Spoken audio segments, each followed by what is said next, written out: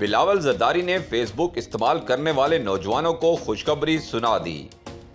वजीर खारजा बिलावल जरदारी ने फेसबुक पर मवाद तख्लीक करने वालों को बड़ी खुशखबरी सुना दी। उन्होंने सिंगापुर में मेटा के एशिया पैसिफिक हेडक्वार्टर का दौरा किया।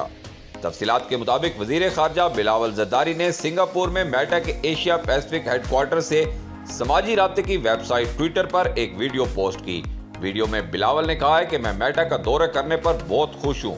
मेटा की टीम का शुक्रगुजार हूँ जो मेरी मेजबानी कर रहे हैं। उन्होंने कहा है कि मेटा ने पाकिस्तानियों के लिए भी स्टार मोनेटाइजेशन का फीचर शुरू कर दिया है, जिसके बाद फेसबुक पर मवाद तख्लीक करने पर अफराद पैसा कमा सकेंगे।